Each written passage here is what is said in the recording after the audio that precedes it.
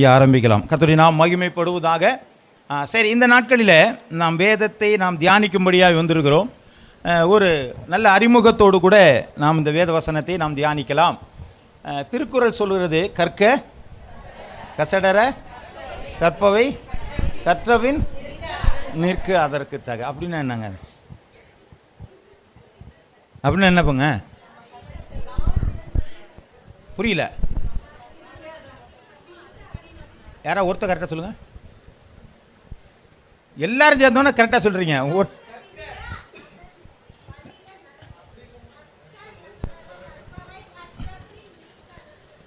கற்க கசடர கற்க, படிக்கும்போது தப்பு இல்லாமல் படிங்கன்னு அர்த்தம். புரியுதுங்களா? முதல்ல கற்க கசடர, அதை கற்க தப்பு இல்லாமல் படித்ததுக்கப்புறம் கற்க கசடர கற்றபின் நிற்க கருத்துக்கு தக. எதை படித்தோமோ அதன்படி நடக்கணும். ஆமேன். ரொம்ப நாளாக அதை படிச்சுட்டு இருக்கிறோம். ஆனால் என்ன பண்ண மாட்டேங்கிறாங்க.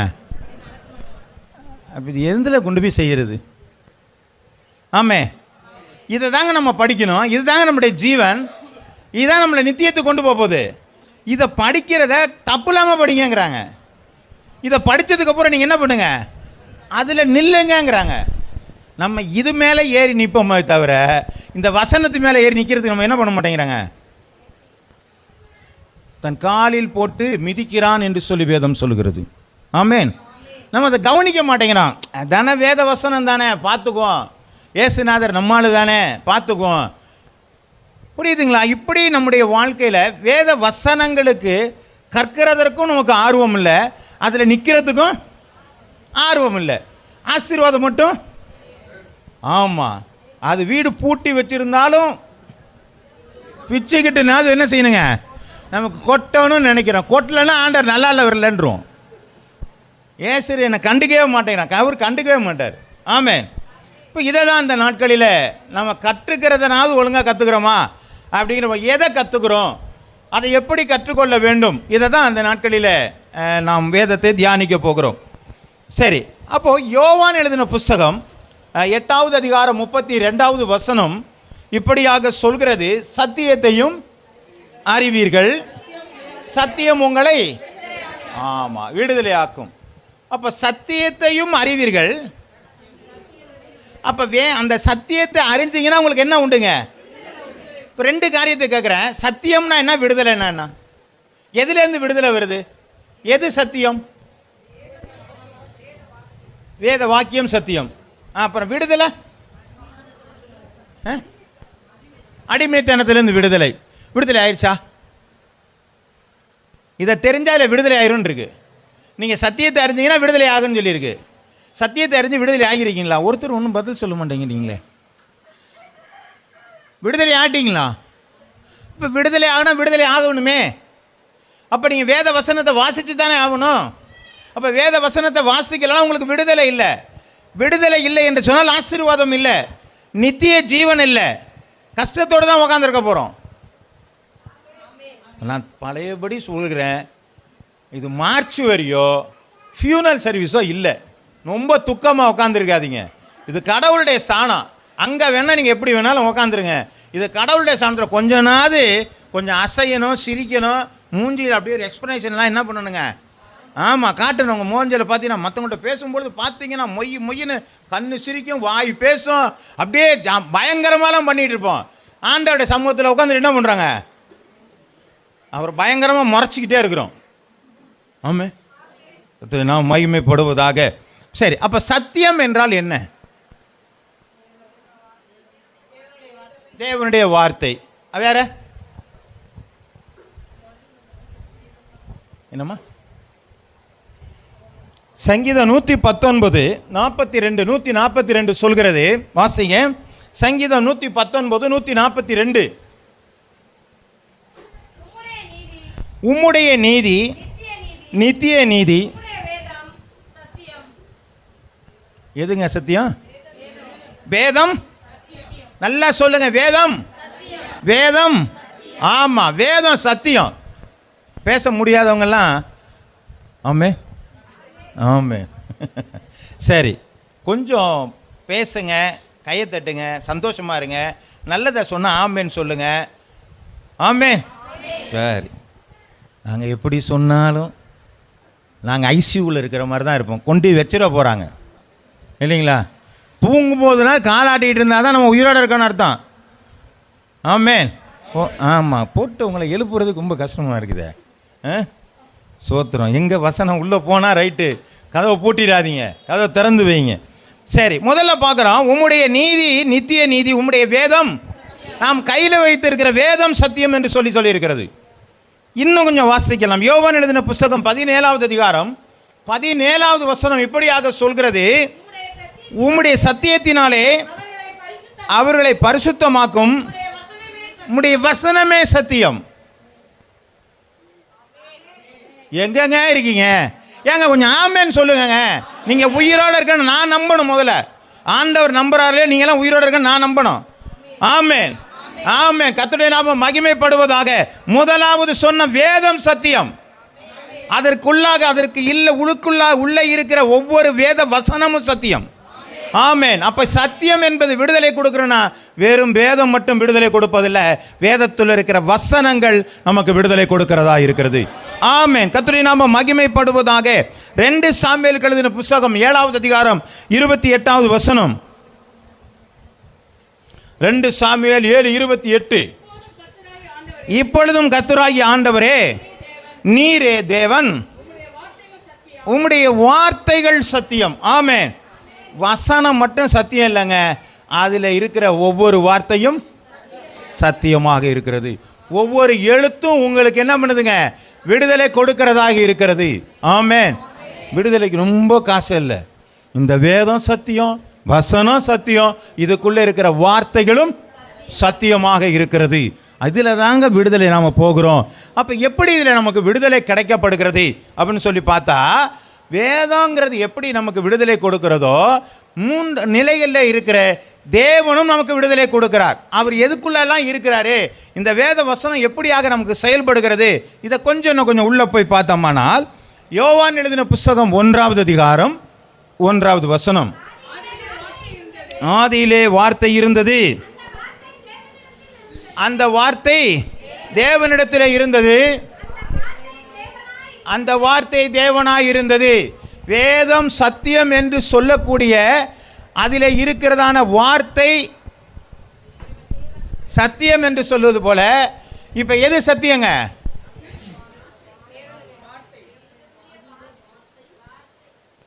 அதுதான் சொல்லிட்டீங்களா? இன்னும் புரியலன்னு நினைக்கிறேன். வேதம் சத்தியம், வசனம் சத்தியம், வார்த்தை சத்தியம் சொல்லிட்டேன். இப்போ இந்த வசனம் சொல்லுறது வார்த்தை, அதிலே வார்த்தை இருந்தது, இந்த வார்த்தை தேவனிடத்தில், அது தேவனாகவே இருந்ததுன்னு சொல்லிட்டோம். இப்போ எது விடுதலை கொடுக்குது? வாங்க, தேவன் தான், தேவனுடைய வார்த்தை தேவனுடைய, அந்த வார்த்தை தான் தேவனாக இருந்ததுன்னு படிச்சுட்டீங்களாங்க. நீங்கள் நல்லா வேதத்தை கவனமாக படித்தாதான் விடுதலை. இங்கே நிறையா பேர் இப்படியே புஸ்தகம் படிக்கிற மாதிரி, தினத்தந்தி படிக்கிற மாதிரி படிச்சுட்டு போனதுனால தான் நிறையா நமக்கு விடுதலை கிடைக்கல. நிறைய ஆசீர்வாதத்தை சுதந்திரித்துக்க முடியல, நிறையா புரிஞ்சு கொள்ள முடியல, கீழ்ப்படிய முடியவில்லை. அழகா சொல்றாங்க, ஆதியிலே வார்த்தை இருந்தது, அந்த வார்த்தை தேவனிடத்தில் இருந்தது, அந்த வார்த்தை தேவனாகவே இருந்தது. ஏற்கனவே வாசித்தோம் வார்த்தை சத்தியம் என்று சொல்லி. இப்போ அந்த வார்த்தை எதுவாக இருக்கிறது? சத்தியம் என்கிற வார்த்தை எதுவாக இருக்கிறது? தேவனாக இருக்கிறது. அப்ப விடுதலை எங்க இருந்தா வரணுங்க? தேவனிடத்திலிருந்து வரணும். அந்த தேவன் தான் உங்களுக்கு வார்த்தையாக இருக்கிறார். சரி, இன்னொரு வசனத்தை வாசிக்கலாம். யோவான் எழுதின புஸ்தகம் 8வது அதிகாரம் 32வது வசனத்தை வாசியுங்கள். சத்தியத்தை அறிவீர்கள், சத்தியம் உங்களை விடுதலையாக்கும். அப்ப வார்த்தை சத்தியம் என்று பார்த்தோம், தேவன் சத்தியம் என்பதை பார்த்தோம். இப்ப என்ன சொல்லிருக்கீங்க? அந்த சத்தியம் தான் உங்களை என்ன செய்யுங்க? அப்ப யார் விடுதலை கொடுக்கணும்? தேவன் விடுதலை கொடுக்க வேண்டும். புரியுதுங்களா? வார்த்தைக்கும் தேவனுக்கும் புரியுதா? வார்த்தைனா தேவன், தேவன்னா வார்த்தை தான். அப்ப வார்த்தை விடுதலை கொடுக்கணும். பிதாவானவர் விடுதலை கொடுக்கிறார், தேவன் உங்களுக்கு விடுதலை கொடுக்கணும். தேவன் தான் விடுதலை கொடுக்கணும், வேற யாரும் கொடுக்க முடியாது. சொச்சம் மிச்சம் எல்லாம் இருக்குது, வாசிக்கலாம். இப்ப யோவான் எழுதின புஸ்தகம் 14வது அதிகாரம் 6வது வசனம். இங்கே இயேசு கிறிஸ்துவே சத்தியம். வாசிங்க. அதற்கு இயேசு, நானே வழியும் சத்தியமும் ஜீவனுமாய் இருக்கிறேன், என்னை அல்லாமல் ஒருவனும் பிதாவினிடத்தில். ஐயா அது இங்கே ஏற்கனவே பார்த்தோம், தேவன் சத்தியம்னு போட்டிருக்கு. இப்போ இயேசுநாதர் என்ன சொல்றாருங்க? நானே வழியும் நானே சத்தியமும் நானே ஜீவனுமாய் இருக்கிறேன் என்கிறார். ஆமென். அப்ப இயேசுநாதரும் சத்தியம் தான். ஆமென். ஓகே, வசனத்தை வாசிக்கலாம். யோவான் 8வது அதிகாரம் 36வது வசனம். ஆகையால் குமாரன் உங்களை விடுதலை ஆக்கினால் மெய்யாகவே விடுதலை ஆக்குவீர்கள். இப்ப யார் விடுதலை கொடுக்கிறவருங்க? குமாரன் விடுதலை கொடுக்கிறார். முதல்ல தேவன் விடுதலை கொடுக்கிறார். இங்க யார் விடுதலை கொடுக்கிறாருங்க? குமாரன் விடுதலை கொடுக்கிறார். அடுத்து இன்னொரு ஆள் யாருங்க? பரிசுத்த ஆவியானவர். சோத்திரம். 1 யோவான் 5வது அதிகாரம் 6வது வசனம். 1 யோவான் 5வது அதிகாரம் 6வது வசனம். இரத்தத்தினாலும் வந்தவர், ஜலத்தினாலே மாத்திரமல்ல, ஜலத்தினாலும் இரத்தத்தினாலும் வந்தவர் ஆவியானவர் சத்தியமாகியால் ஆவியானவரே சாட்சி கொடுக்கிறார். இப்ப இவர் யாருங்க? இந்த சத்தியம் யாருங்க? ஆவியானவரும் சத்தியமா. அவர் என்ன செய்யறாரா? நமக்கு சாட்சி கொடுக்கிறவரா இருக்கிறார். முதல்ல தேவன் சத்தியம், குமாரன் சத்தியம், பரிசுத்த ஆவியானவர். அப்ப எல்லாமே அவர் தான். ஆமே. வார்த்தை சத்தியம், வேதம் சத்தியம், வசனம் சத்தியம். பாருங்க, எழுதி வச்சிருக்கீங்களா? பாருங்க, ரொம்ப ரொம்ப கொஞ்சம் கவனமாக இருங்க. இதெல்லாம் கொஞ்சம் புரிஞ்சிருந்தா தான் நம்ம படிக்கிறதுக்கு ஈஸியாக இருக்கும். சோத்திரம் உண்டாவதாக. அப்போ இந்த வசனத்தை வாசிக்கிறார். 2 கொரிந்தியர் 3வது அதிகாரம் 17வது வசனம். கர்த்தரே ஆவியானவர், கர்த்தருடைய ஆவி எங்கேயோ. இப்போ ஆவியானவர் நமக்கு என்ன செய்கிறாராங்க? அவர் எங்கே இருந்தாலும் அங்கே நமக்கு என்ன செய்ய உண்டாதுங்க? ஆமென். இப்போ யாரெல்லாம் விடுதலை கொடுக்குறா நமக்கு?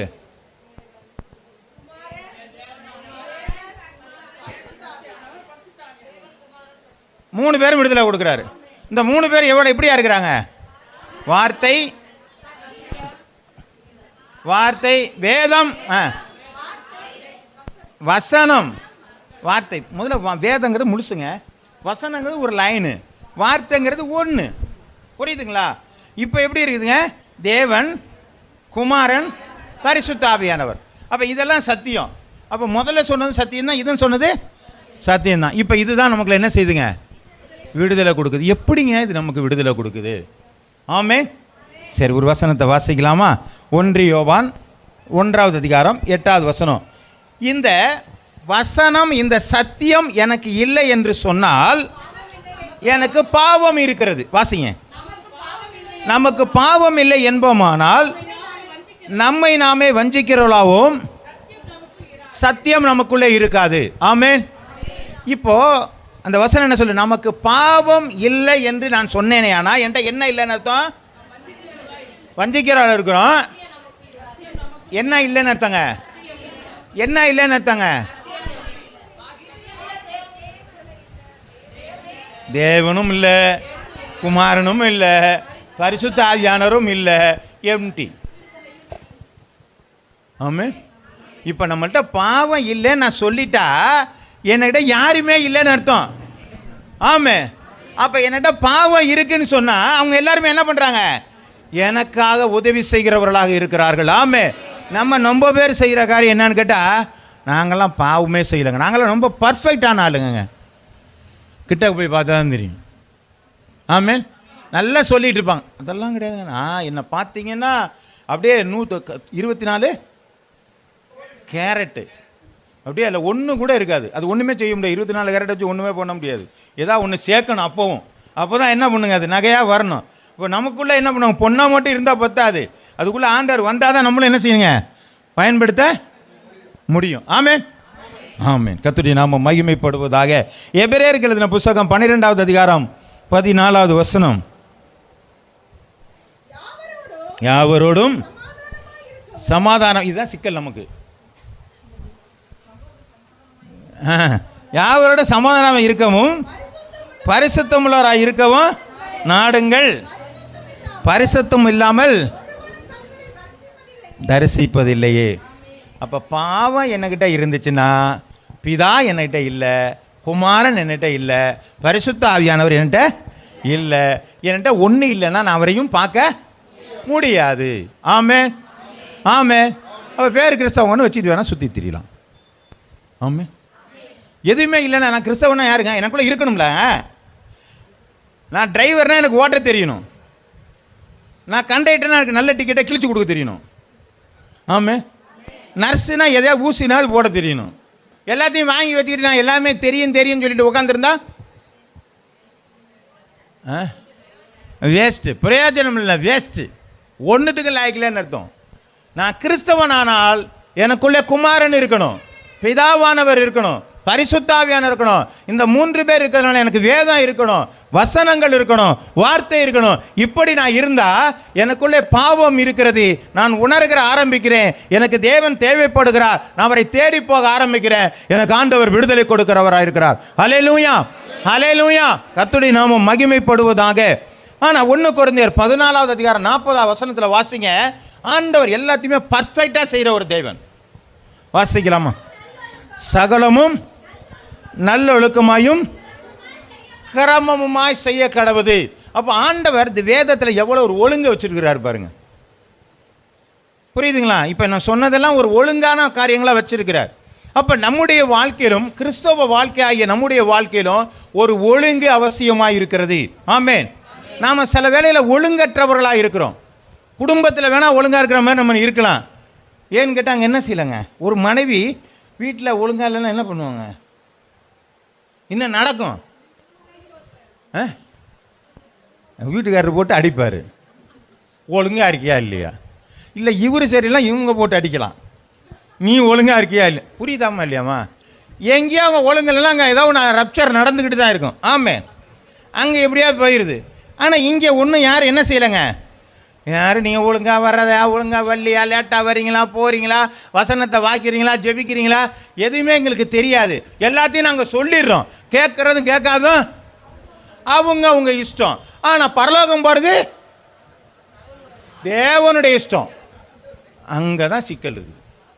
இங்கே உங்கள் இஷ்டம்தான், அங்கே போகிறது தேவனுடைய இஷ்டமாக இருக்குது. ஆமாம். ஆசீர்வாதம் அவர் கொடுக்குற இஷ்டமாக தான் இருக்குது. அதனால தான் சொல்கிறாரு, நான் ஒரு வீட்டுக்குள்ளே போகும்பொழுது சமாதானத்தை சொல்லுப்பா, பாத்திரமாக இருந்தால் சமாதானம் வரும். பாஸ்டரை கூப்பிட்டு போய் ஜெபம் பண்ணுங்க. ஆண்டவரே ஜெபம் பண்ணுங்க, பாஸ்டரை வந்து ஜெபம் பண்ணுங்க. வீட்டில் நல்லா ஜெபம் பண்ணியாச்சு. ஆண்டவரே ஆசீர்வதியும் நான் சொல்லிட்டு வேணா வரலாங்க. பின்னாடி ஒருத்தர் இன்னும் பார்ப்பாரு, பாத்திரமான இருக்கிறாங்க இல்லையான்னு அவர் தான் அங்கே என்ன பண்ணுவாருங்க. இவர் சரியில்லை போல, பெரிய பாஸ்டரை கூப்பிடுவோம். நீங்கள் எந்த அப்பா டேக்கரை கூப்பிட்டாலும் பாத்திரவனா இருந்தால் தான் வந்து சேரும், இல்லைன்னா என்ன செய்யாதுங்க, வந்து சேராது. ஏங்க சபையில் கூப்பிட்டு வச்சு இதை தாங்க பேசுகிறீங்களா? ஆமாம், இதை தான் பேசணும். ஏசு நல்லவர்னு வெளியில் வச்சு ஏசுனார் நல்லவர், அவர் அழகானவர்னு அங்கே சொல்லுவேன். ஆனால் இங்கே என்ன செய்ய முடியாதுங்க. அவர் தீர்க்கதரிசி என்ன செய்கிறாங்க, நியாயாதிபதியாய் வரப்போகிறவர், அவர் ஜட்ஜ்மெண்ட் கொடுக்குறார். இதை தான் இங்கே சொல்ல முடியும். சோத்திரம் உண்டாவதாக. கர்த்தருடைய நாமம் மகிமைப்படுவதுனா எதிலெல்லாங்க நம்ம விடுதலை அடையணும்? சத்தியத்தையும் அறிவியல் சத்தியம் உங்களை விடுதலையாக்குன்னு சொல்லியிருக்காரு. பிதாவானா சொல்லிட்டு குமாரனாயர் சொல்லி என்ன செஞ்சாச்சு. இதுலேயும் ஒரு காரியத்தை நான் சொல்லிடுறேன். அப்போஸ்தலர் 2ஆம் அதிகாரத்தில் 42வது வசனம் நினைக்கிறேன். இந்த வசனத்தை அவர்கள் கேட்கும் பொழுது வாசிங்களேன். இல்லைம்மா, எல்லோருக்கும் பயம் உண்டாயிற்று. இல்லைம்மா, இதை இவர்கள் கேட்ட பொழுது இருதயத்திலே குத்தப்பட்டவர்களாய். இப்போ என்ன பண்ணுச்சுங்க, இந்த வசனத்தை பேதுரு பேசிகிட்டு இருக்காரு பார்த்தீங்களா? இந்த வசனத்தை பேசிகிட்டு இருக்காருங்க இல்லையா, இந்த வார்த்தையை பேசிகிட்டு இருக்காருங்க இல்லையா, இந்த வேதத்தை அவர் பேசிக்கிட்டு இருக்கார். புரியுதா நான் சொன்னது? இந்த 3 சப்ஜெக்டையும் நான் தான் சொல்லிகிட்டு இருக்கிறேன். அது எல்லாமே அவர் பேசினார் பாருங்க. இதெல்லாம் கேட்டோன்னே இவங்க இருதயம் என்ன பண்ணுச்சுங்க. அப்போ அவங்கள என்ன இருக்குது, பாவங்கிற எண்ணம் வந்துருச்சு, நான் தப்பு பண்ணிட்டேங்கிற எண்ணம் வந்துருச்சு. இப்போ உடனே என்ன செய்கிறாங்க, ஐயா நான் தப்பு பண்ணிட்டேன், இந்த வார்த்தை நான் வாழ்க்கையிலே தவறு செய்கிறேன் என்பது எனக்கு சொல்லிக் கொண்டு இருக்கிறது. ஆமென். இந்த வார்த்தையை நீங்கள் வாசிக்காமல் இருந்துட்டீங்கன்னு சொன்னால் உங்கள்கிட்ட பாவம் இருக்கா இல்லையான்னு தெரியவே தெரியாது. இந்த வசனத்தை நீங்கள் வாசிக்கும் பொழுது தான் சரியாக இருக்கிறீங்களா இல்லையான்னு தெரியும். அப்ப அந்த வசனத்தை கேட்கும் பொழுது அவர்கள் இருதயத்தில் குத்துண்டார்கள். உடனே கேட்டாங்க, நாங்க என்ன செய்யணும்? வாசிங்க.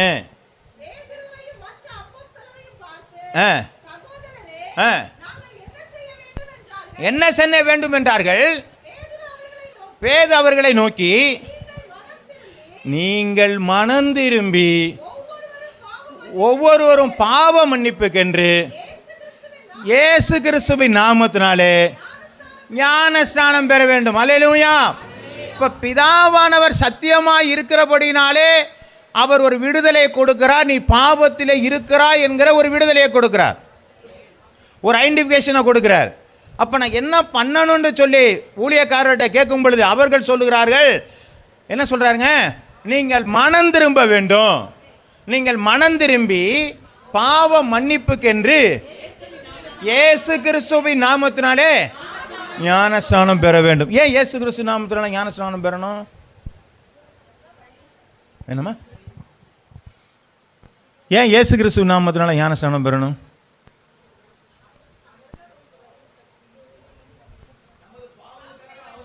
அவ்வளோதாங்க. அவர் நம்ம பாவத்துக்காக பிதா போய் சிலுவையில் தொங்குனாரா? பரிசுத்த ஆவியான தொங்கினார்? ஒன்றும் இல்லை. இயேசுநாதர் தான் தொங்குனார். அவர் தான் ரத்தத்தை சிந்தினார். அவர் தான் மரித்து 3ஆம் நாள் உயிர் தெழுந்தார். அப்போ அவர் தானே எனக்கு விடுதலை கொடுக்கணும். அந்த மரணத்திலேருந்து உயிர் தெழுந்தபடினாலே, என்னுடைய மரணத்தை ஜெயித்தபடினாலே என்னுடைய ஆத்ம மரணத்தில் அவர் தான் விடுதலை கொடுக்கணும். அதுக்காக இப்போ என்ன பண்ணுறாங்க? இயேசு கிறிஸ்துவின் நாமத்தினாலே அவரோடு கூட உடன்படிக்கை பண்ணுகிறோம். ஆமென். அவர் நல்லா புரிஞ்சுக்கங்க. வேத வசனம் எனக்குள்ளே வரும் பொழுது பாவ உணர்வு அடைகிறேன். அந்த பாவ உணர்வு அடைந்தது நிமித்தமாக நான் இயேசு கிறிஸ்துவிடத்திலே வருகிறேன். இயேசு கிறிஸ்துவிடத்திலே நான் மனம் திரும்பி அவரோடு நான் என்ன செய்கிறேன்? உடன்படிக்கை பண்ணி என்னுடைய பாவங்களை அறிக்கையிட்டு பாவ மன்னிப்பினுடைய நிச்சயத்தை நான் அவருக்கு அவர்கிட்ட என்ன செய்கிறேன்? பெற்றுக்கொள்கிறேன். 2 விடுதலை ஆயிடுச்சு இல்லைங்களா? அடுத்து இன்னொருத்தர் என்ன பண்ணாரு? ஆவியானவர் என்ன செய்யறாரு? இயேசுநாதர் என்ன சொல்றாரு? நான் போய் ஒருத்தர் அனுப்பிச்சு விடுறேன்ப்பா. அவர் உங்களுக்கு என்ன பண்ணுவாருங்க? நீதியை குறித்தும் நியாயத்தை குறித்தும் நியாய தீர்ப்பை குறித்தும் கண்டித்து உணர்த்துவார். ஏன்னு கேட்டால், இந்த நம்ம ஞானஸ்நானம் போனோன்னே மாடு வந்துச்சு, கட்டினா கட்டு, கட்டாட்டி போகணும் அப்படிலாம் கிடையாது. ஆண்டவர் என்ன சொன்னார்? மனம் திரும்பி ஞானஸ்நானம் உடன்படிக்கை பண்ணிட்டியா, அப்படியே போய் சேரணும். உடலை பரிசுத்த ஆவியை தூக்கி கொடுத்துட்டாரு. அவர் பின்னாடி உட்காந்து கண்டிஷன் பேல் அடிச்சிட்டு இருக்கிறாரு. ஒழுங்காக இருக்கிறியா? நீ பாவம் பண்ணுற, நீ ஒழுங்காக கோயிலுக்கு போக மாட்டேங்கிற, ஆண்டவரை கணப்படுத்த மாட்டேங்கிற, ஜெபிக்க மாட்டேங்கிற, வேதம் வாசிக்க மாட்டேங்கிற, ஊரை சுத்துற, என்னை கண்டுக்க மாட்டே. ஆமாம் ஆமாங்க. ஆவியானவருக்கு அதானாங்க வேலை. நான் திரும்பி நான் பாவத்துக்குள்ளே போயிடக்கூடாது. அதுக்காக எனக்கு என்ன பண்ணுறாருங்க? எனக்கு உதவி செய்கிறார். திரும்ப பாவத்திற்குள் நான் போகாதபடிக்கு எனக்கு விடுதலையை பரிசுத்த ஆவியானவர் கொடுத்து கொண்டு இருக்கிறார். அல்லேலூயா. புரியுதுங்களா? இப்போ 3 பேரும் விடுதலை ஏன் கொடுக்குறாங்கன்ட்டு 3 நிலைப்பாடுகளில் நமக்கு என்ன செய்கிறாருங்க? விடுதலை. அதுதாங்க சத்தியம். ஆமென். கர்த்தருடைய நாமம் மகிமைப்படுவதாக. இப்போ எதெல்லாம் நம்ம விடுதலை அடையணும் அப்படின்னு பார்த்தீங்கன்னா, அப்போஸ்தலர் எழுதின புத்தகம் 2வது அதிகாரம் 37ஆம் வசனம். ஏற்கனவே வாசிச்ச போய் தான் வாசிங்க.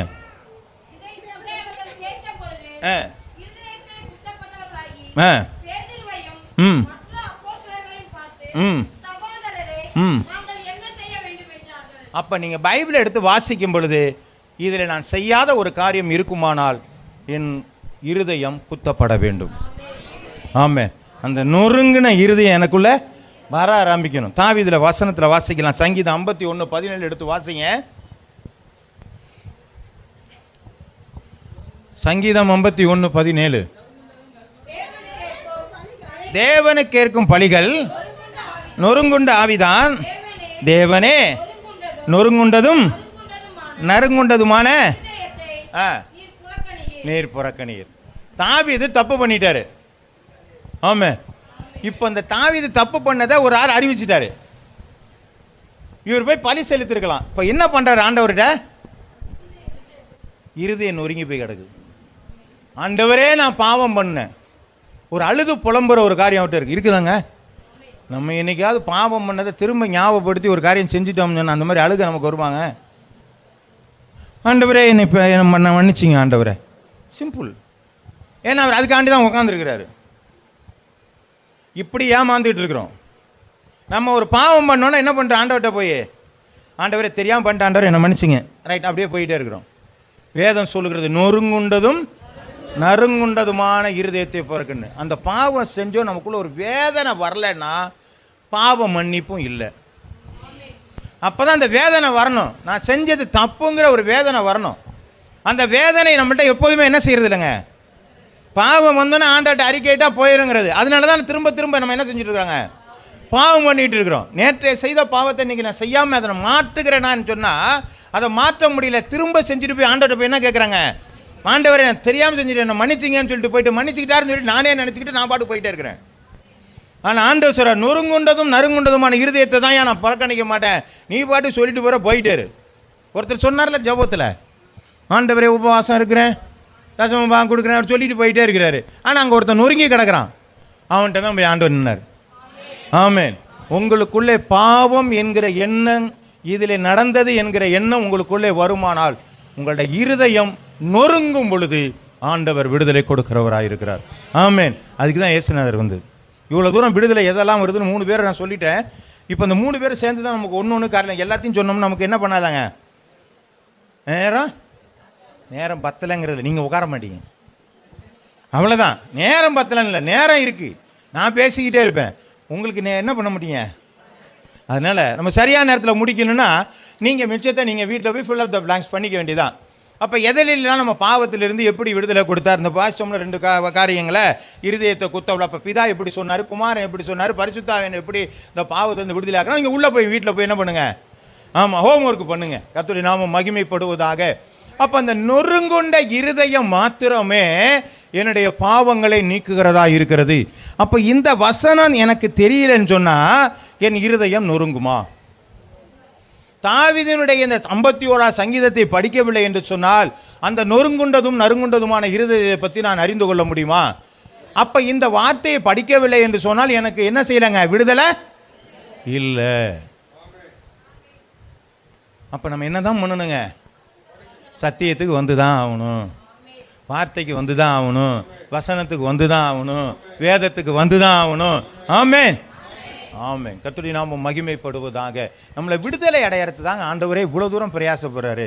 வானத்திலிருந்து இறங்கி வந்து மனுஷ சாயலாக அங்கே உள்ள உட்காந்துருக்காருன்னா எதுக்கு உட்காந்துருக்காரு? ஓசன்னா பாடு இதுக்கா, குருத்தோலை பிடிச்சிட்டு ஓடுறதுக்காக வந்தார் அவர். அவ்வளோ வேதனை போட்டு கஷ்டப்படுற நம்ம விடுதலை ஆக்கிறதுக்காண்டி வந்திருக்கிற நாம் என்னமோ செயலப்பட்டு, ஆண்டவரே எங்கள் சுருக்கமான ஜெபத்திற்கு பெருக்கமான ஆசீர்வாதத்தை தாரும். இப்படி நம்ம சில சின்ன சின்ன காரியங்கள்லாம் பண்ணி வச்சுட்டோம். என்ன பண்ணுறாங்க, ஏசுநாதர் ஏமாளி நினச்சிக்கிட்டு இருக்கிறோம். ஏசுநாதர் ஏமாளி இல்லை, நம்ம தான் ஏமாளி ஆகிட்டு இருக்கிறோம். பாவம் என்கிட்ட இருக்குதுன்னு தெரிஞ்சுன்னா என் இருதயம் நொறுங்காமல் என்கிட்ட பாவம் மன்னிப்பு வராதுங்க. ஆமாம், இதை வேதம் சொல்கிறது. இந்த வேதத்தை நீங்கள் தெரியல என்று சொன்னால், இந்த சத்தியம் தெரியல என்று சொன்னால் உங்கள் பாவம் விடுதலை இல்லை, சத்தியம் உங்களை விடுதலை ஆக்காது. ஆமென். சத்தம் கம்மியாக வருது. ஆமென். அப்போ வசனத்தை வாசிச்சு தான் ஆகணும். 2வது ஒரு காரியம், எசேக்கியேல் எழுதின புஸ்தகம் 18வது அதிகாரம் 20வது வசனம்.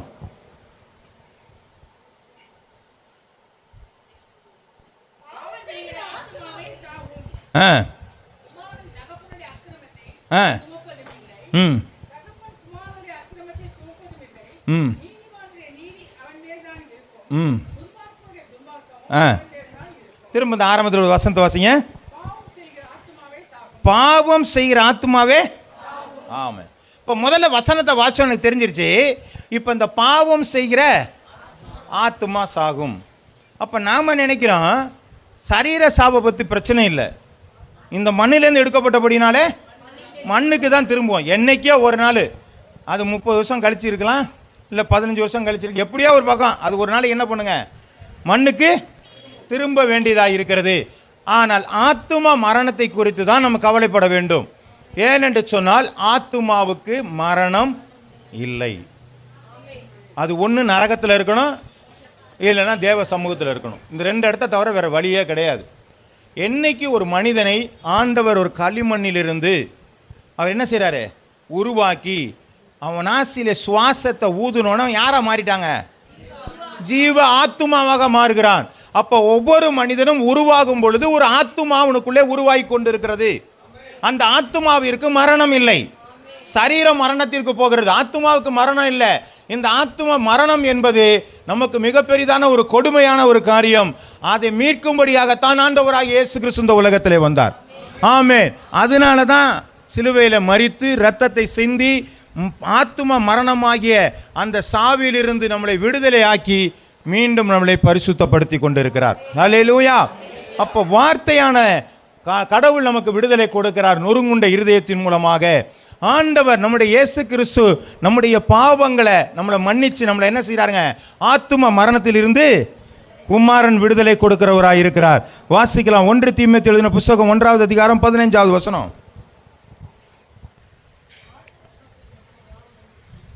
1 தீமோத்தேயு 1வது அதிகாரம் 15வது வசனம்.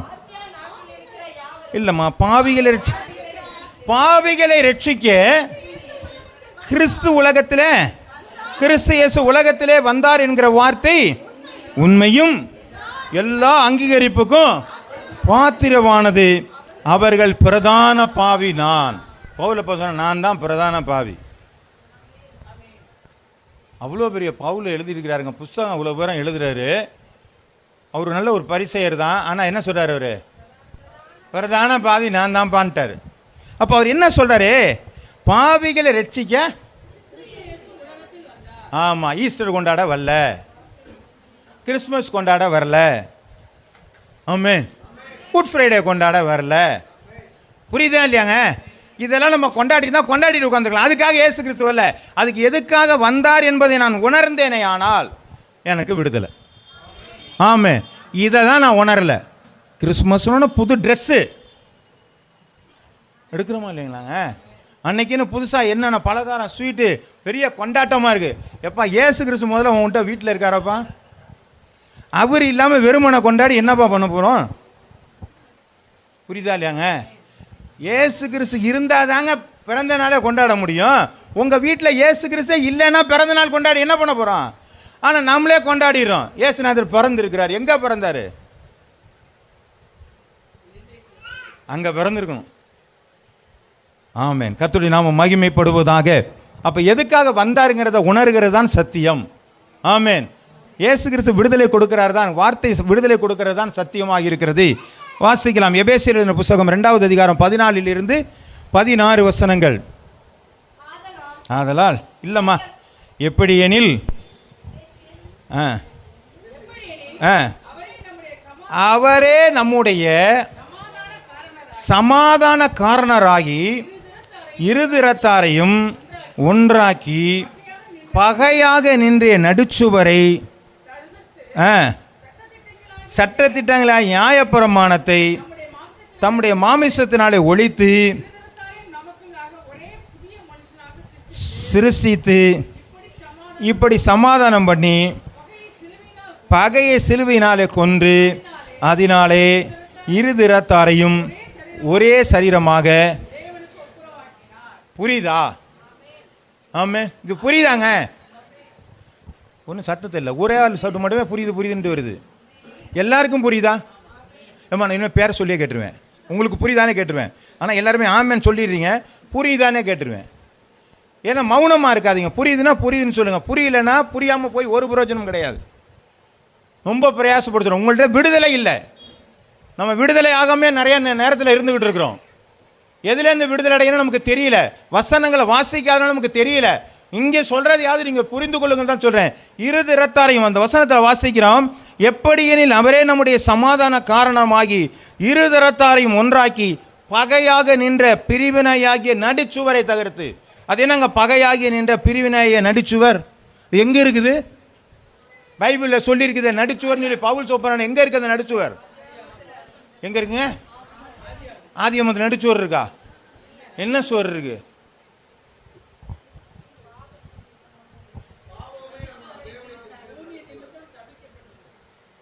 நான் சொல்றேன் நடுச்சுவர். பிரிவினை உண்டாக்கிய சுவர். பகையாகிய நின்ற பிரிவினையாகிய நடுச்சுவர். மனுஷன் அதான் இதுதான் நம்மள்ட்ட இருக்கிற காரியம். ஆதியாகம புத்தகத்துலாம் இருக்குது. ஆண்டவர் பாவம் பண்ண என்ன பண்ணாரு? இனி ஏதேன் தோட்டத்தில் இருக்கிறதுக்கு நீ லாய்க்கு இல்லைன்னு சொல்லி அவன் அந்த பகையாகியனால அவனை வெளியே துரத்திட்டு வீசுகிற சுடரொளி பட்டயத்தை பாதுகாப்பாக வச்சுட்டார். பிரிவினை வந்துருச்சுங்களாங்க. இதை உடைக்கிறதுக்கு தான் இயேசு கிறிஸ்து வந்தார். திரும்ப ஏதேன் தோட்டத்துக்கு போகணும். இந்த ஜீவ விருட்சத்தை கனியை நம்ம சாப்பிடணும். இதுதான் ஆண்டவருடைய எண்ணம். வெளிப்படுத்தல பாருங்க, ஜீவ விருட்சத்தின் கனியை போட்டிருக்கு, அங்கே நமக்கு கொடுக்குறேன்னு இருக்கிறாரு. அதை வாங்கிறதுக்கான பிரிவினையை உடைக்கிறதுக்கு தான் இயேசு கிறிஸ்து என்ன வந்தாருங்க, உலகத்தில் வந்தார். சட்ட திட்டங்களாகிய நியாயப்பிரமாணத்தை தம்முடைய மாமிசத்தினாலே ஒழித்து இருதிறத்தாரையும் தமக்குள்ளே ஒரே புதிய மனுஷனாக சிருஷ்டித்து. ஆமாம், புதிய மனிதனை சிருஷ்டித்தாரு. ரொம்ப கஷ்டப்படுறீங்களே.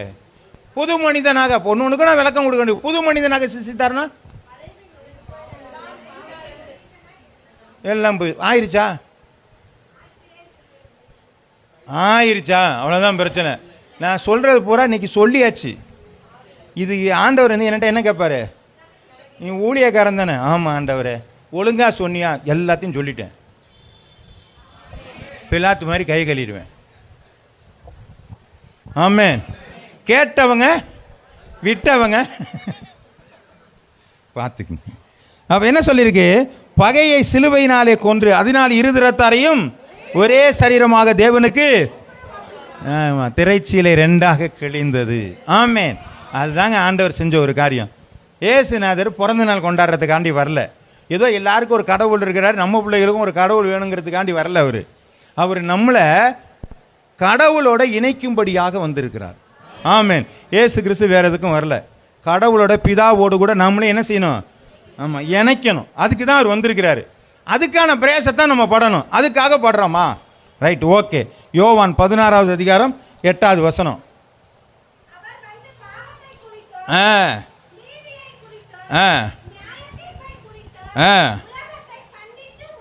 உணர்த்துவாரே.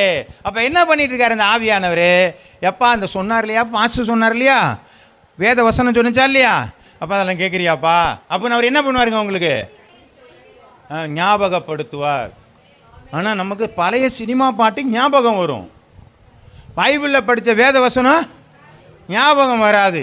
நம்ம எத்தனை வாட்டி புரட்டினாலும் இண்டெக்ஸை பார்த்தா நம்ம என்ன பண்ணுவோம்,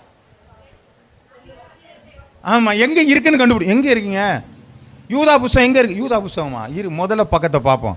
இங்கே இருந்து ஆரம்பித்து யூதாவுக்கு போயிட்டு இருப்போம். ஆமாம். ஏன்னு கேட்டால் இது தொட்டு கூட பார்க்கலன்னு அர்த்தம், எது எங்கே இருக்குன்னு தெரியல.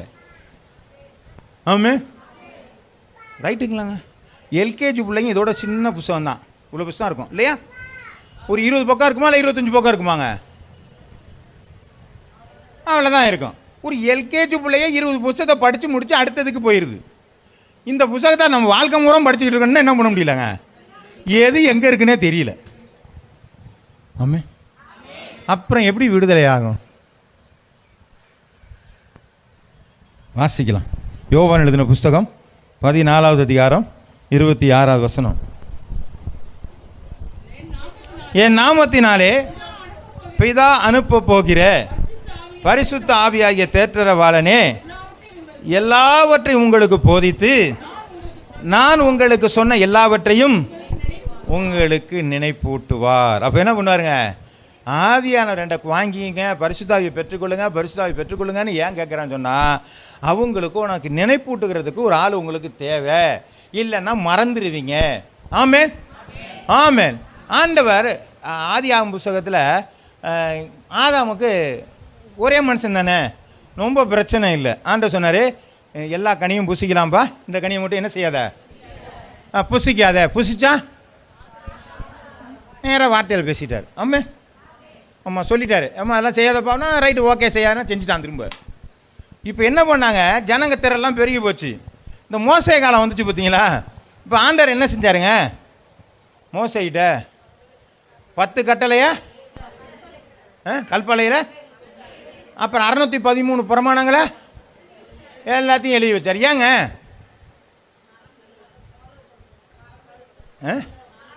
மறந்துடுவோம்ல, பாவம் பெருகி போச்சுன்னு அர்த்தம்.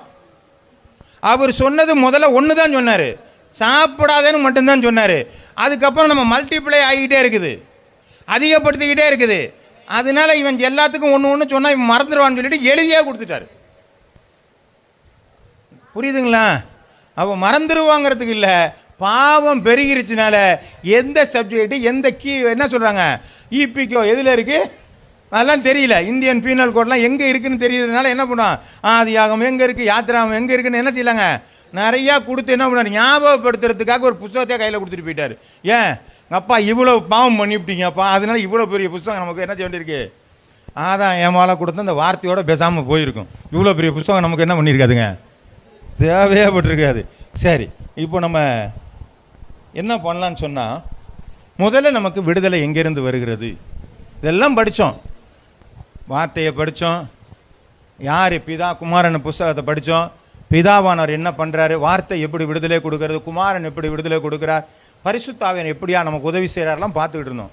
இப்போ நமக்கு எதெல்லாம் விடுதலை தேவைன்னு சொன்னால் நிறையா காரியங்கள் நம்மள்கிட்ட இருக்கும். ஆமே இருக்கீங்களா இல்லையா? இப்போ ஒரு சொன்னோம்னா என்ன பண்ணுவீங்க, ஒரு பெரிய லிஸ்ட்டு நமக்குள்ளே என்ன செஞ்சிடும் வந்துடும். ஆனால் அவ்வளோ பெரிய லிஸ்ட்டுக்கு போகலை, கொஞ்சமாக நம்ம பார்ப்போம்.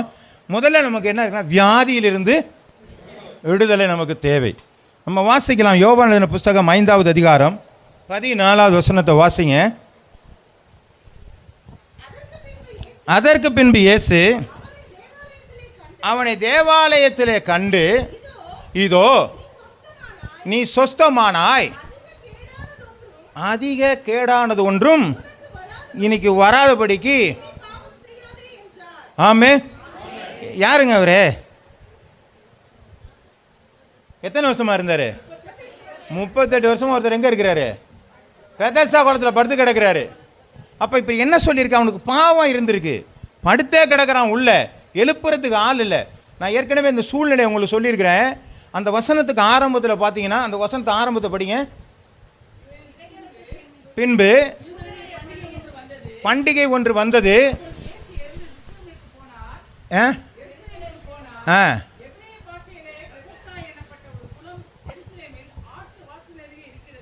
ஆசு வாட்டல்ல, ஆட்டு வாசல்ல. யார்கிட்ட சொல்கிறாரு இது? யார்கிட்ட சொல்கிறாருங்க? சீசல்கிட்ட தானே சொல்லிட்டு இருக்காரு, பேசியிருக்காரு. அவங்களாம் எந்த ஊருக்காரங்க? அப்போ எருசலேமில் இருக்கிற ஆட்டு வாசல் தெரியாது அவங்களுக்கு? அப்புறம் ஏன் இருக்கிறதுன்னு ஏன் சொல்லிட்டு இருக்கிறாரு? மறந்து போன இடம். நான் ஏற்கனவே ஒரு மாதிரி சொல்லியிருக்கேன், மறந்து போன இடம். 38 வருஷமாக ஒருத்தனுக்கு உள்ளே போட்டிருக்கிறாங்கன்னா எந்திரிக்கவே முடியல, அவனால் தண்ணிக்குள்ளே இறங்க முடியல. அப்போ அவனுடைய நிலை எப்படி இருக்கும் பாருங்க, அருவருப்பான நிலை. இது மாதிரி ஒரு ஆள் கிடையாது, அந்த 5 மண்டபத்திலையும் சுற்றி கிடக்கிறான். அப்போ அந்த இடம் எப்படி இருக்குங்க, திரும்பி கூட பார்க்க முடியாது, ஒரே வாடையாக இருக்கும் இல்லைங்களா? ஒரு அருவருப்பான இடமா இருக்குமா இல்லையாங்க? யாருமே போகல, அந்த இடத்த மறந்துட்டாங்க எல்லாரும். அந்த அருவருப்பான இடத்தாங்க இயேசு கிறிஸ்து போகிறாரு. நம்ம போக மாட்டேங்கிறோம், பக்கத்து வீட்டுக்காரங்களுக்கு சொல்ல மாட்டேங்கிறோம், மற்றவங்களுக்கு பேச மாட்டேங்கிறோம். ஐயா அவர் சொன்னாலாம் கேட்க மாட்டாருங்க, இவரெல்லாம் எதையும் எடுத்துக்க மாட்டேங்கிறாருங்க, இவர் நம்மால் கிடையாது, இவர்கிட்டெல்லாம் சொல்லி ஒரு பிரயோஜனம் இல்லை, என் சொந்தக்காரனா பார்த்து சொல்லி இப்படி தான் சொல்லிட்டு இருக்கிறோம்.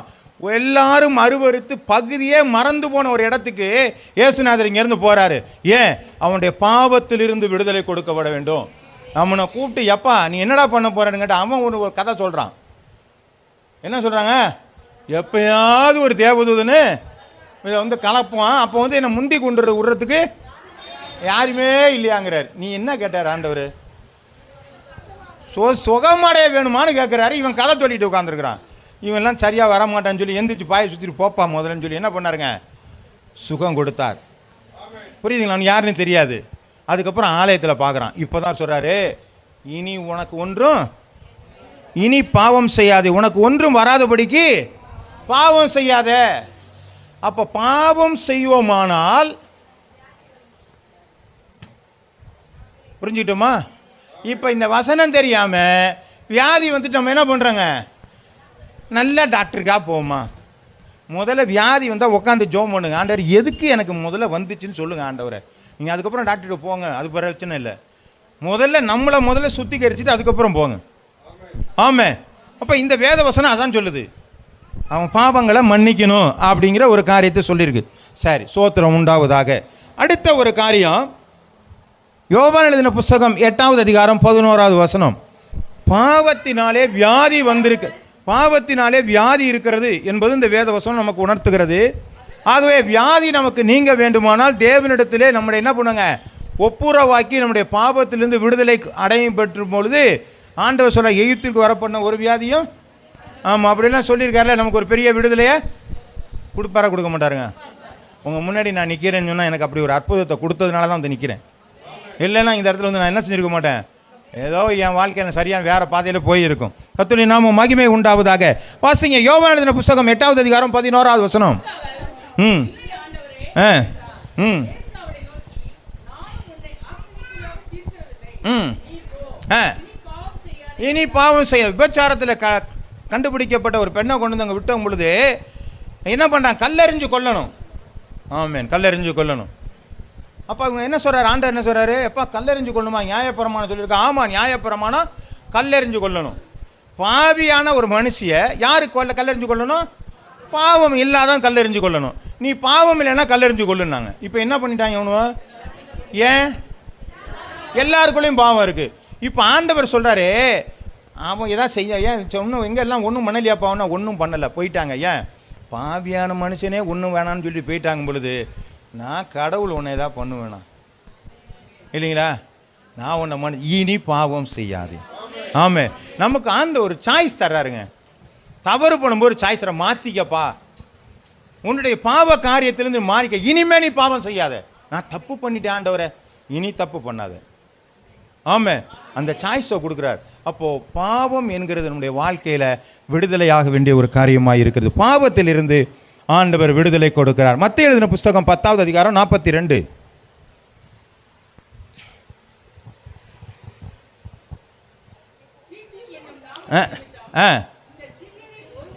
இந்த சிறியரில் ஒருவனுக்கு ஒரு கலசம் தண்ணீரை மாத்திரம் குடிக்க கொடுக்கிறவனும்.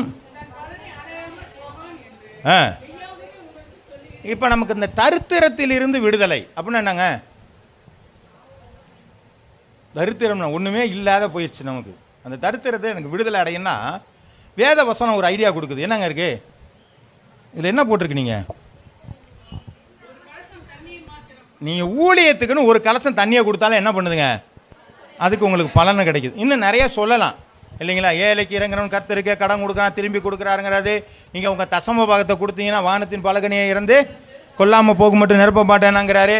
அது மாத்திரம் இல்லை, ஒரு குழந்தாலும் என்னது மறுக்குழந்தையிலும் நீங்கள் தசம பார்க்குறீங்க, அதையும் செய்யாமல் இருங்க, செய்யணும், இதையும் விடாது, இப்படியெல்லாம் நிறையா சொல்லிட்டு இருக்கிறார்.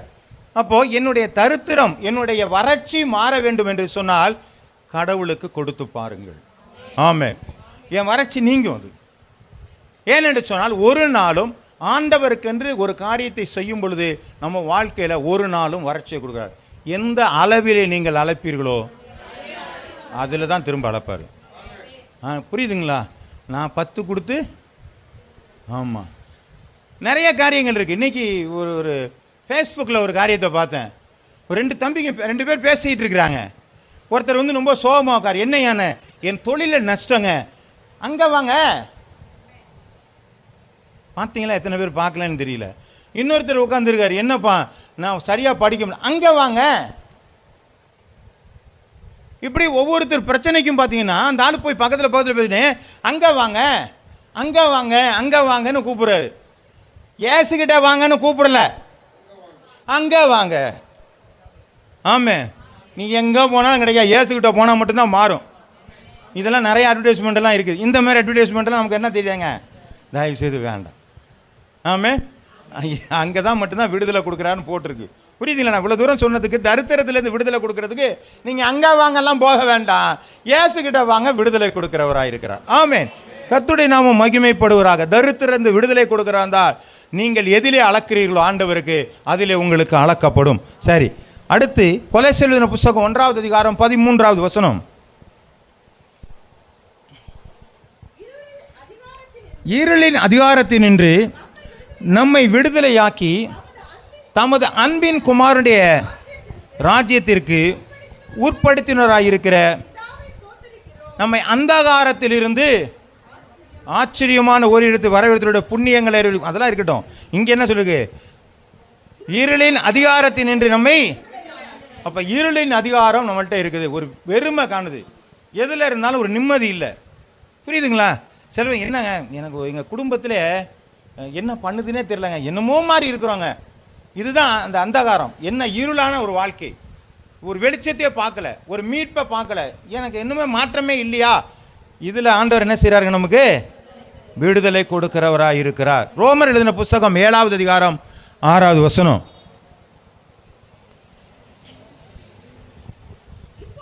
இப்பொழுதோ எழுத்தின்படி அல்ல, புதுமையான ஆவியின்படி ஊழியம் செய்யத்தக்கதாக நம்மை கட்டியிருக்கிற நியாய பிரமாணத்திற்கு நாம் மரித்தவர்களாகி அதனின்று விடுதலையாக்க. ஆமென். ஆமாம். இப்போ என்ன பண்ணுங்க, இந்த நியாய பிரமாணத்திலேருந்து நம்ம என்ன பண்ணிட்டாங்க? விடுதலை ஆயிடுச்சு நமக்கு. ஆமென். இன்னும் நம்ம சில பேர் என்ன பண்ணுறாங்க, இந்த நியாயப்பிரமாண ஆசீர்வாதத்தையே நம்ம பார்த்துட்டு உட்காந்துருக்குறோம். யாத்திராகமா 28வது உபாகமம் 28ஆம் அதிகாரம் 1 அன்று நான் உனக்கு விதிக்கிற கட்டளைப்படியெல்லாம். ஆமாம், நீ பாவம் பண்ண ஆடு அடிக்கணும் இருக்கு. எந்த ஆடு அடித்தோம்? எந்தங்க ஆடு அடித்தோம்? ஒரு ஆடு அடிக்கலை. அப்போ சொல்லிவிட்டு என்ன பண்ணிடுறாங்க, நம்ம மற்ற எல்லாத்தையும் பேசிகிட்டு இருக்கிறோம். நீர் ஒரு வழியாக வரும்பொழுது 7 வழியாக போவாங்க, உனக்கு ஆடுகளின் பெருக்கமும் மந்தைகளின் பெருக்கங்களை உனக்கு தருவேன், ஆடுகளையும் மந்தையும் பெருக்கணும். கார் வைக்கிறது கூட நமக்கு இடம் இல்லைங்க, வாடகை வீட்டில் உட்காந்துக்கிட்டு இருக்கிறோம். ஒரு குட்டி கார் வச்சா கூட நம்ம வீட்டில் நிற்க வைக்க முடியல. இப்போ ஆடுகளின் பெருக்கம் மாடுகளின் பெருக்கம்னு சொல்லிட்டு இந்த நியாயப்பிரமாணத்தை உபாகம் 28ஆம் அதிகாரத்தின்படி என்ன ஆசீர்வதின்னு சொன்னால் ஒரு 100 ஆட்டை கொண்டு வந்து ஆண்டவர் கொடுத்தா எங்கே வண்டி கட்டி வச்சுருப்போம்? ஆமே ஆமே. அதுதான், அதெல்லாம் இல்லை. நியாயப்பிரமாணத்தினுடைய காரியங்கள் நமக்கு சொல்லலை. ஆண்டவர் சொல்லுகிற காரியங்கள் நம்முடைய ஆசீர்வாதமே நித்திய ஆசீர்வாதம் தான். பரலோக ஆசீர்வாதத்தை பற்றி தான் அவர் ஆண்டவர் புதிய ஏற்பாட்டில் சொல்லி கொண்டிருக்கு. ஆகவே நியாய பிரமாணத்திலிருந்து அதிலிருந்து கட்டுகள், அப்போனா என்ன சொல்கிறாங்க, பலி செலுத்த வேண்டிய காரியங்கள், வெறுத்தர சேதனம் செய்யப்படக்கூடிய காரியங்கள், இப்படிப்பட்ட காரியங்களிலிருந்து நம்ம என்ன செய்கிறார் ஆண்டவர்? விடுதலையாக்கி புதிய ஆபிரகாமினுடைய பிள்ளையாக புதிய உடன்படிக்கைக்குள்ளாக நம்மளை ஆண்டவர் விடுதலையாக்கி இருக்கிறார். லூக்கா எழுதின புஸ்தகம் 13வது அதிகாரம் 16வது வசனம்.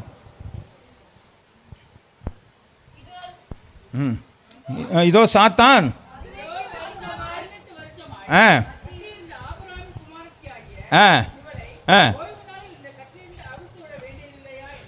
இப்போ என்ன பண்ணியிருக்கிறாங்க, சாத்தான் கட்டிலிருந்து ஒரு அம்மா என்ன பண்ணிட்டார் ஆண்டவர்? ஒரு பாட்டி அம்மாவை, அப்படி தானேங்க? என்ன இருந்துச்சு அவருக்கு? கூன் இருந்துச்சு. ஆமே. இப்போ யார் பிடிச்சிருந்தது? பிசாசு பிடிச்சிருந்துச்சு. இந்த அம்மா எங்கே இருந்தாங்க? எத்தனை வருஷமா இருந்தாங்க? 18 வருஷமானாலும் சபைக்குள்ளே இருக்கிற ஆளுக்கு பிசாசு இருக்க தான் செய்யும். ஆமே. நாம் நினைக்கிறோம் சபைக்குள்ளே வந்துட்டு நம்மளை ஒன்றும் இல்லை நினைக்கிறோம், அதை கூட்டிகிட்டே போயிட்டு இருக்கிறோம்.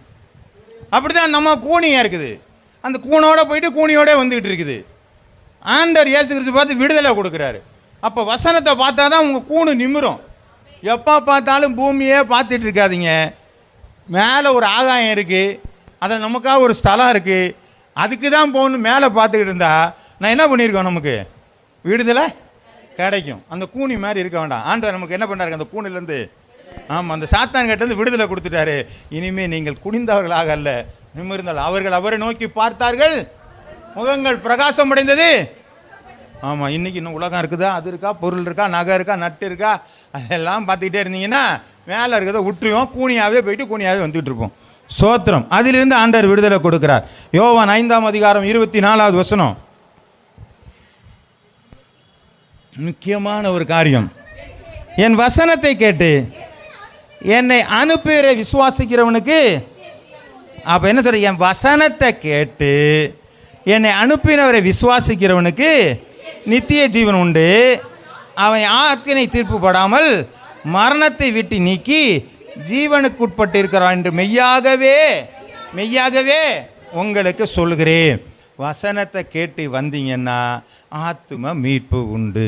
ஆமென். ஆத்தும மரணத்திலிருந்து ஆண்டவர் விடுதலை கொடுக்கிறார். இத்தனை காரியத்திலிருந்து நமக்கு விடுதலை கொடுத்துருக்கிறார். ஆமென்.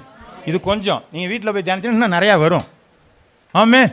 கர்த்தரை நாம் மகிமைப்படுவதாக. வீட்டில் போய் தியானிக்கிறீங்களா, அதில் வச்சிடுறீங்களான்னு தெரியாது எனக்கு. சரி, வாசிக்கலாம். பிரசங்கி 4வது அதிகாரம் 5வது வசனம். அது கொஞ்சம் கடினமான வார்த்தைகளாக இருக்குது, இருந்தாலும் வாசித்து தான் ஆகணும். ஏன்னா இந்த வசனம் தான் நமக்கு என்ன செய்யுங்க, விடுதலை கொடுக்கிறது. பிரசங்கி 4:5.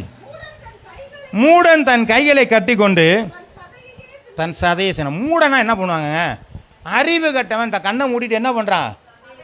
ஆமாம், ஏதோ சிக்கன் 65 திங்கிற மாதிரி எதை சாப்பிட்டுட்டு இருக்கிறான். இப்படி தான் விடுதலை ஆகாத இருக்கிறாங்க.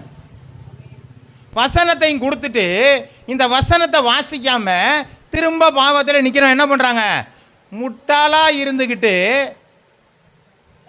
KFC சிக்கன் சாப்பிட்ற மாதிரி கண்ணை முடிக்கிறான். ஏன்னா அது பார்த்துட்டா கையின்னு தெரிஞ்சு போயிடும். தான் கையே சாப்பிட்றான். மூடனாக இருக்கிறோம். இந்த விடுதலை கொடுக்குற இதில் ஒன்று கையில் இருந்தாலும் இதை கவனிக்காமல் மூடல்தனமாக நாம் இருக்கிறோம், முட்டாள்தனமாக இருக்கிறோம் என்று சொல்லி வேதம் சொல்கிறது. நீதிமொழிகள் 29:1.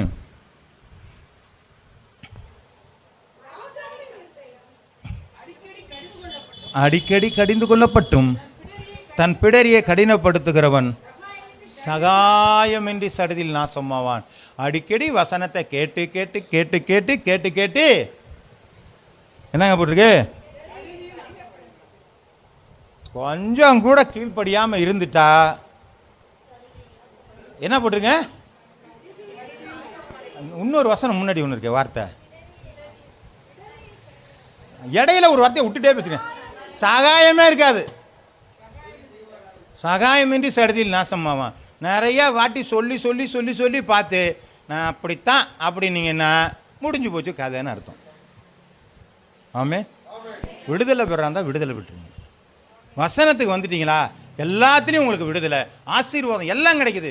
எங்கங்க இதில் மட்டும்தாங்க கிடைக்குது. இதை விட்டுட்டு நீங்கள் வேறு எங்கே போனாலும் விடுதலை கிடையாது. ஆமே, வசனத்திற்கு விடுதலை உண்டு, வேதத்திற்கு விடுதலை உண்டு, வார்த்தைக்கு விடுதலை உண்டு. இதை பற்றி இருக்கிற குமாரன் மூலமாய் விடுதலை, பிதாவின் மூலமாய் விடுதலை, பரிசுத்த ஆவியின் மூலமாக விடுதலை உண்டு. வாசிக்கலாம். எபிரேயருக்கு எழுதின புஸ்தகம் 6வது அதிகாரம் 4-6 வரை.